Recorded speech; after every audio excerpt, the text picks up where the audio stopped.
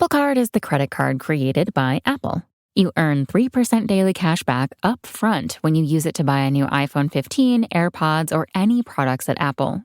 And you can automatically grow your daily cash at 4.15% annual percentage yield when you open a high-yield savings account. Apply for Apple Card in the Wallet app on iPhone. Apple Card subject to credit approval. Savings is available to Apple Card owners subject to eligibility. Savings accounts by Goldman Sachs Bank USA, member FDIC. Terms apply. The holidays are a time to feel and create joy. And what could be more joyous than the look on her face as she unwraps a stunning new jewelry piece from Blue Nile? How about getting 50% off your purchase? Blue Nile offers premium quality, priced below traditional retail. Their online experts are available 24/7 to answer any questions and make sure you've picked the perfect gift. For a limited time, you can get 50% off at BlueNile.com. That's 50% off at BlueNile.com. 'Tis the season to shine with H&M. Discover the holiday collection and find fashionable pieces for your wardrobe or for under the tree. Get inspired and dazzle with this year's glam. From tuxedo styles, bow detailed pieces, impressive prints, and more. From unforgettable looks to unforgettable gifts. With fashion finds to home decor, find it all at H&M. Treat your loved ones and yourself this season. Shop in-store or at hm.com. Saturday. Christmas comes early. Unbelievable! Welcome to this incredible scene. Bills. To the end zone! Chargers. It's a touchdown! An exclusive NFL game. That's fantastic! Live in primetime.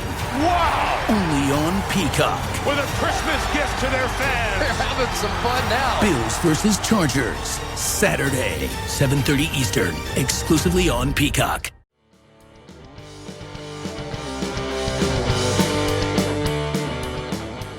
Of those three, who's the heir apparent to Peter Vermees? Those three, and we get 3 more years of Vermees. Benny. Not Ilya? No. Ilya's too nice. Yep, he'd be a good assistant coach. I can't see Ilya going, damn it, you need to move the ball faster. No, move, I can't see him doing that. Was that your Spanish accent? Oh, I was thinking it was German. It's like, for me, it's German? What? Give me beer, whiskey, wine or gin. Anything to shake this mood I'm in. My football team's got me drinking. Was the Chiefs' loss a premonition, a foreboding? It was definitely a ugly weekend for KC sports. That is for sure. 2 bad home losses. Daughter's team lost twice. And Thad's team lost twice. Meanwhile, the Cardinals have won 16 in a row. Well, the Royals did win Good. on Sunday, so I guess that was the one win of the KC Sports. But that doesn't even matter; they're already out. They're not real. They don't count Exactly. anymore. Have they counted since like June or May? Yeah, they got eliminated a long time ago. Yeah. But we watch for Salvi to hit home runs. I guess is the point to watch at the moment. Yeah. Bob, you're yelling at your dog again. 2 podcasts in a row. The dog is impacting our podcast. You know the nickname of my dog, right? She's an attention whore. So was it Zuzi's fault on that goal? He made a great sliding tackle, and then he crosses the ball to the middle, and we lose possession, and they score. No. I think Zusi played well, so I'm not even going to lay any blame on him at all. Except for the fact that he got the stupid yellow at the end. Yeah. And now he'll be missing the next game. The best moment of the game, he stopped a goal with a last-ditch tackle, and then they scored about 3 seconds later anyway. It was a sweet tackle, but yeah. Yeah, it was. It made for a good photo. Oh, look forward to seeing that. There's some games that I just don't even work on the photos very hard because I am so bummed about the game, and this is kind of one of those. It's never good to lose to Seattle. But when the stakes are higher like this, that definitely burned. And when it's at home. And when it was a chance to separate themselves and higher in first place, instead they lose and now they're in second. And now they have to play Seattle again in Seattle later.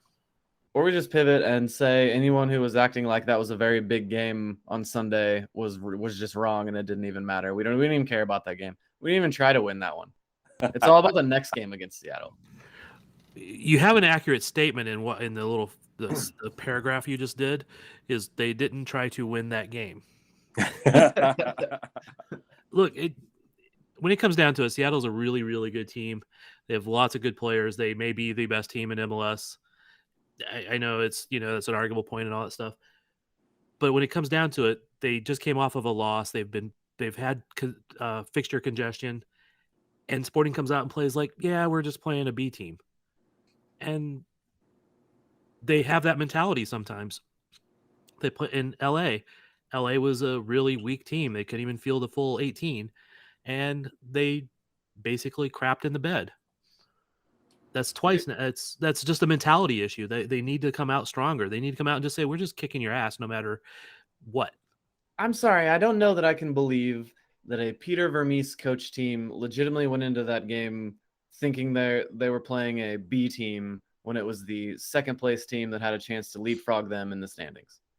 I can't say that I'll agree that I can't think that they believe that, but maybe they just do internally or something. I don't know. It's a mentality issue that in some of those games where they should just win those games, they don't.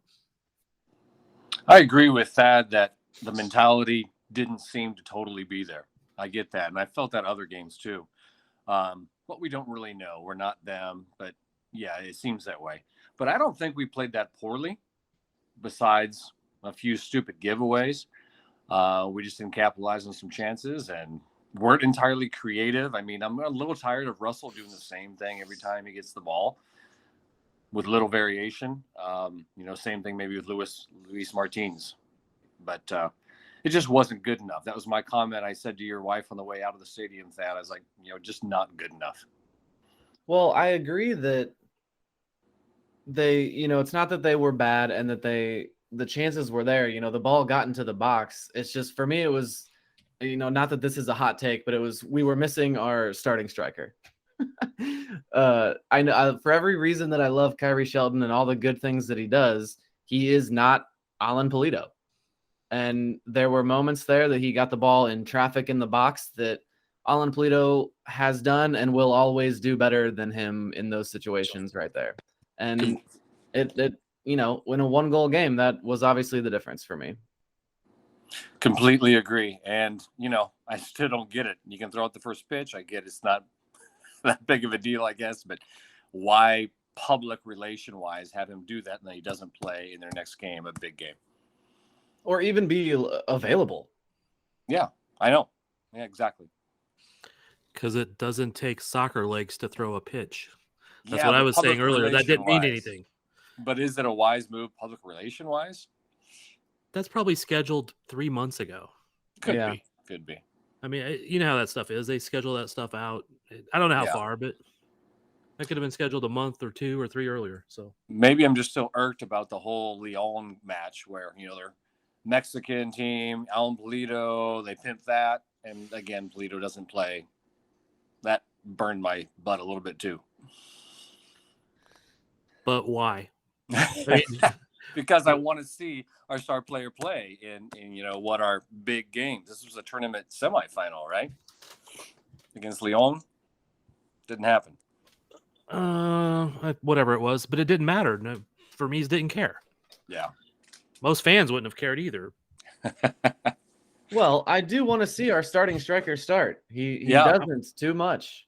I'll agree. I want to see him start in league games. I don't care about the Lyon game. Exactly. That was just a similar situation. But talking about mentalities, that was even going back to what I was saying earlier. Vermees even said that in the post-game presser. One of his lines was, "There's a big difference in the two mentalities. We were just playing in the first half. In the second half, we came out to win." Yeah. Yeah, I could see that. I can definitely see that. And in the first half, they weren't dangerous. They were just there. It was going through the motions. And don't get me wrong, I don't think they don't care about playing, but there's a switch that they got to turn on for those bigger games. I agree. What is a good thing that happened from this game? Give me a good thing. I'll get us going. I liked Izzy. Izzy came back. I'm stealing it. That's why I went first, so I could get that one out of there. Yes, good to see him back there. And it did move Ilie up to holding midfield. I know that's an in-game adjustment, but that is a question we were wondering about. But yes, very good to see him back out there, get some athleticism on that back line again. It felt good to see him running around. And he just made it look so easy when he came on. Mm-hmm. It's like, wow, if we'd had that first half, maybe we wouldn't be in this situation. Yeah, that's good to hear you say that, because from the Cauldron, and I was on ground level, it seemed like that to me too. It just seemed like he got in there and it was like, wow, that's a real center back. Like all of a sudden we have a real center back playing. One with some speed. Right. All right, you go ahead and go next, Robert. What was a good thing? Good thing. I was going to say, this is really reaching, but Jose Mari getting more minutes with the first team, so he gets a little more accustomed to things. That's a positive. That right? is a definite reach. He's reaching hard, if that's the best thing we can come up with. What? Since you brought him up, how do you think he played? I saw some people say that they thought he did well, and I saw some people saying they thought he was terrible. Well, I don't think he was terrible. I think we're still, and some people on the Blue Testament said this, we're still used to Abusio. We're still used to, Ilie when he was Ilie, moving the ball more, being more part of the attack, instead of just being someone there to rotate the ball from side to side. I do wonder if when Remy is healthy, if he slides back in there and Mari is more of a rotational piece at that point, at least until he's more accustomed to the league and the team. Yeah, that's the key for me. I think, yes, he has not been as good as you would have hoped, obviously, and he hasn't exactly replaced Busio, the guy that we sold for $10 million, but he has. What? I want to interrupt. There's all these people saying, "Oh yeah, he's here to replace Busio," and I'm the guy going, "No, he's not. He's not Busio. We don't get a guy for $200,000 or $400,000, whatever it is. He's not a DP. He's not a big name. Yeah, he was not replacing Busio. That's what." Exactly. I wasn't. Yes, that wasn't an interjection. That was you were agreeing with me there, helping my point. Okay. So that being said, I think once he's played good enough for me for the beginning of his time in MLS. I think it can only improve, and with that being the lens through which I'm looking at it, and the fandom in me trying to stretch it and tell me everything's okay, I think he's got brighter days ahead of him. I think he probably does, and if nothing else, he is a depth piece, which is more or less what I thought he was to begin with. But if not, at the worst, he's a depth piece to rotate around in different situations. And I'm afraid to comment more on specific things from that game, because there was like 3 times I was attributing something to him and it was Luis Martins, and vice versa. I did that wrong like 3 different times from the corner of the Cauldron. So honestly, I couldn't tell you how well he did yesterday. So wait, the good thing that Mari did was actually Martins. That's what you're trying to say? Well, no, my good one was Issy, remember? And that was the good thing. Have we heard yours yet, Thad? No, we haven't. Do you not have one? I do. I have 2 though. One is kind of get them both. Okay, one was kind of joking because Bob's was bad. We need. I hope we got. Give us a strong one here. One was just the fact that we honored Sesanovic at halftime, a guy who really deserves to be honored. I got to fist bump. He was walking around. He did a lap around the stadium. I got a fist bump. Seth is a great guy. Fanboy, you. He deserved to be honored at that point. All right, so the next good thing, and it's less really a game thing than just recognizing the development of a player from his past life. And part of it was watching it live. Part of it was when I was going through the photos earlier today, is how much stronger Shallowy is than he used to be. Well, that's good to hear, because remember, I kept waiting for his man muscles. I haven't noticed it this year. So yes, continue, elaborate. He isn't necessarily like big and strong, right? But there was one of the, I forget the name of the defender on Seattle, but he's a big guy. And he's running in and he's battling for that ball. I mean, he's muscling up on the Seattle defender, Nuhu, and Shallowy was winning that battle. Now, part of it was he was cheating and pulling a jersey, and he got called for a foul. But in past, he would have just been pushed off that ball in past years, not this year. But it was just an example of. Are you referring to the play where they came together in the box and Daniel wanted a shoulder to shoulder and he got called for a foul? He got called for foul in the box. I'm not sure why he got called for it, but part of it may have been that I have a picture of him with a big old arm or fistful of Nuhu's jerseys. So, because that is one play that I was screaming over there that I was like, that it looked like a clear as day shoulder to shoulder. And if anything, Shallowy was in front. Yeah, he was. Yeah. And so that I was screaming my head off at that play. It was on the other side of the field. So I don't think Legit anyone call. heard me. It was probably a legit call because he had the big handful of jersey to get that position. But the fact that he wasn't just pushed off the ball in last year or the year before, 3 years ago, even when he was scoring good then, he probably would have been yeah. But he's stronger. He's so much more confident, so much stronger, and he's going to get to those and some of those, and still he's been scoring. So that was just a good point and like a little slice in time that stood out to me. So well, if you were on that side of the field for both halves, then you missed another play on the other side of the field when he was coming into the box and quite easily got pushed off the ball, and then the ball went out of bounds before he could send the cross in. But was the foul called on that? It wasn't a foul. He was just a guy just kind of muscled him off, you know.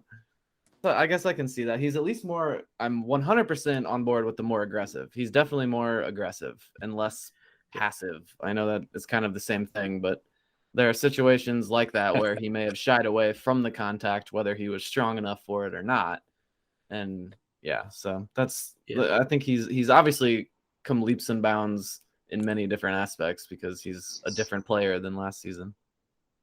So let me ask this then, Thad. We talked about mentality. You talked about Shallowy being stronger. Do we overall think this team just needs to be a little meaner?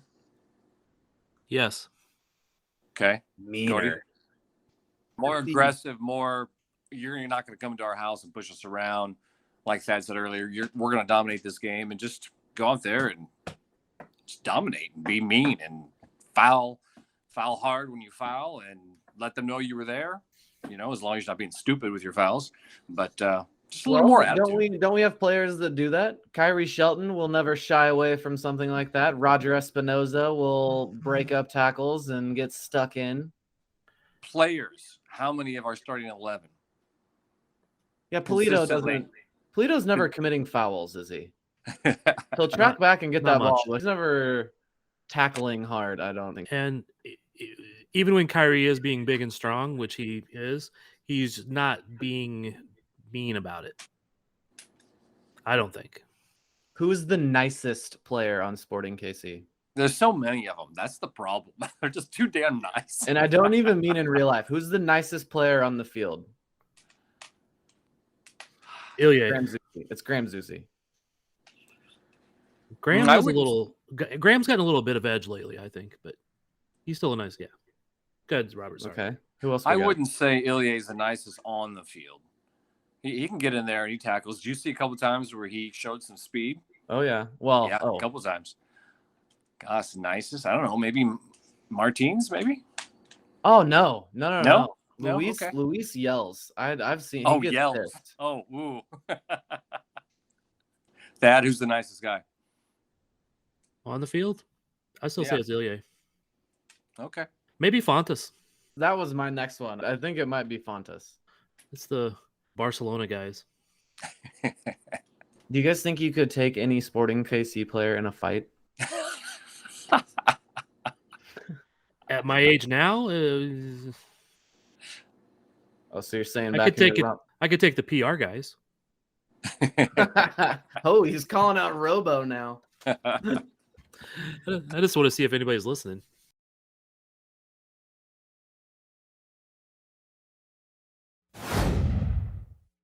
Okay, FC Dallas on Wednesday. Double game week. FC Dallas is in 11th place. That was kind of surprising for me to see, especially after we got thrashed by them. But how are you guys feeling about this one? We're going to lose 2 in a row here, or are they going to be woken up after this Seattle match? Well, typical Sporting Kansas City. Better on the road, seemingly. We dropped more points at home. But I looked at the last game, and FC Dallas, I tell you what, they had some early chances, just wide, hit a bar, I think maybe a post. And then we scored that Polito sharp angle goal, which, got us in the lead, which we're better when we had the lead. But even after that, FC Dallas had more chances. There's one that hit the bottom of the crossbar and went down, if you remember that. Didn't go over the line. So they out expected goals us. They outshot us. We had more shots on goal. We just capitalized on our opportunities, and Alan Polito was one of them. So there you go. I will say every game that Sporting has lost this year, they've won the next game. So there you go. A good stat of the day. Sign. Calling that stat of the day. Good job, Thad. Dallas does worry me because they fired their coach and they have an interim coach. I don't even know who that is right now, so I don't care because he's interim. We'll see how that turns out. They might play a little bit differently. They looked really predictable in their game this past weekend. They dropped not a whole lot of creativity, just kind of like the midfield especially, very predictable. So maybe we can dominate in there and get the ball moving. Marco Feruzzi. That is a hell of a name. I think he's going to stick. Just if I'm looking at the name here, Marco Feruzzi is going to make it as the FC Dallas coach. I just got a little more afraid of this team. At least through the end of the season. Yeah, he'll probably make it to the end of the season. I don't know enough about him so I don't care. We need some Hispanic representation on it. Well, we need other representation on the show. We have 3 white guys here, but we need someone that can say his name, Marco Feruzzi, in a very cool way. We need that on the show. That's something we're lacking. Marco Feruzzi. Ooh, there we go. I like it. And I guess I said Hispanic, and he's that sounds, now the more I'm looking at it, he's definitely Italian, huh? Yeah, it sounds more Italian to me. Marco Polo. How many of us would like to see Cameron Duke get the start in midfield, maybe? Over Mauri? It's an option, yeah. Over Espinoza? Yeah, who are you? We got to replace somebody. Over Can't come at us with Kenda? this take and not tell us who you're replacing. Oh, I'm just saying, hey, it's a Wednesday game after a Sunday game. Rotate maybe and give the kids some more minutes. I mean, I don't care who he replaces. I think it should be done. A little more spark. Yes, that's what I would agree with there. If anything else, Vermees would be kind of pissed about the way they came out in that first half of that game, like you said. So I wouldn't be surprised to see rotation, whether it's for tired legs or not. So you don't care who it's for, so we should replace Melia with him. Oh, be quiet, Thad. Come on now. You said you didn't care, man. I don't care who it is in the midfield.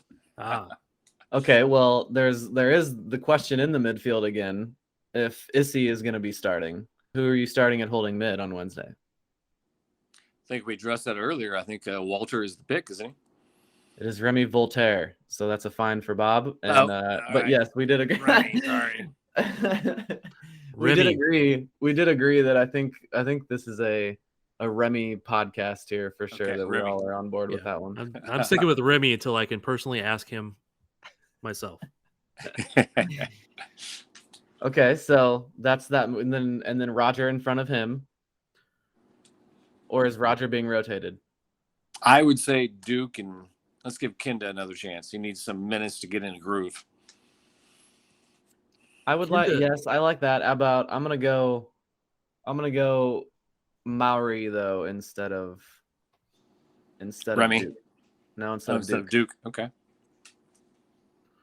So Remy, Mauri, and Kenda in the midfield? Yes. That's my midfield for Wednesday. Yeah, I'd be okay with that. I'd still rather see Duke start myself. But I don't want to get on the past game, but I was really wanting Duke to come in like the 70th minute and move Kenda to the false 9 because I didn't feel like Kyrie was the man to break down the bunker at that point. I'm definitely bringing Cam Duke in the 68th minute. So you're just trying to go 2 minutes earlier than what I said, huh? Yeah, because I like him more than you. I wanted to be on team Cam Duke. Predictions? Ricardo Pepi scores a goal. I think Shallowy gets. I called 2 for him last game. I'm just going to call 1 this game, but I say a 3-1 win. Dang it! Now I am worried about Pepi scoring a goal. Kind of had not thought about him yet. We didn't talk enough about Pepi. I found myself failing to yell at Christian Roldan as much as I normally would. He was right in front of me. I was there in the cauldron. He was right in front of me a couple times. And I just, the national team respect thing. I guess that's what it is. I just found myself not genuinely hating him as much as I normally would. So I guess that's the same thing with Pepi. Now I'm nervous about Pepi. I'm nervous about Marco Feruzzi. Look at these names. These guys are going to beat us. I'm scared. The one good thing about Dallas is they keep selling their good players. So he could be gone by this weekend. That they definitely do. We laugh at that, but it keeps working, and they just make more money, and then they keep producing new ones. So, yeah, but they don't use the money well. So that was the bad thing about the firing of Luchi Gonzalez, though. Like, why they fire a guy, they keep selling his players out from under him. That is true. How are you supposed to win? They keep selling your best player. Every time you get a good player, they sell them. That's not the coach's fault. Even someone before they're good, they're sold, and then they go be good. So, yeah, I think it was just an opportunity to promote this guy named Marco Feruzzi. I don't know. Lucci had a pretty good name too. That's true. That's true. If he'd had a little more success, I would have called him Lucky Lucci. Oh no. You put both fists in the air after that one too. All right, speaking of former national team players, former sporting players, Jimmy Madronda, for example. Jimmy took a shot. Did you see his half volley? I think it was. Yes, he did. And I screamed and I ducked down. I couldn't even watch it. He started revving up and I turned my back. I was like, I can't watch this. He hit it hard. But then the person next to me, because the people behind us yell this, goes, "Nice shot, asshole." And I'm like, you don't do that to Jimmy Madronda. You don't say that to Jimmy Madronda. He's on Seattle. Yes, you do. It's in the really? Game. Minute 0 to minute 90. He's an asshole. I can't He's blame the bad guy. Yeah, he is on the other team. All right then. I guess I'm too nice. Kellen Rowe was a heck of a nice guy when he was here, but he's evil when he's playing there. Roldan, I could have, if I was just being a fan that day, I would have wanted to run out and wipe the smirk off his face, man. Screw him. When he's got red, white, and blue on, though, he's great. I love him, man. Maybe I didn't get the point across. I was yelling at him. I didn't come at him with the ferocity I normally would. Okay. How about that? All right. See, on this weekend, on Wednesday, if Espinoza takes out Pepi, I'm happy with that, man. on Thursday, I'll be like, damn, sure. Don't hurt Pepi. That truly embodies the professionalism that fans have come to know from the Blue Testament and Shades of Blue Soccer show. I'm not sure if I'm being made fun of there. Don't seem so tough. And 3 own goals ain't all that rough. Our skipper has just been sent off. Supporters strong have all gone soft. My football team's got me drinking. My football team's got me drinking. My football team's got me drinking. Give me beer or whiskey, wine or gin, anything to shake this mood I'm in. My football team's got me drinking. My football team's got me drinking. My football team's got me drinking.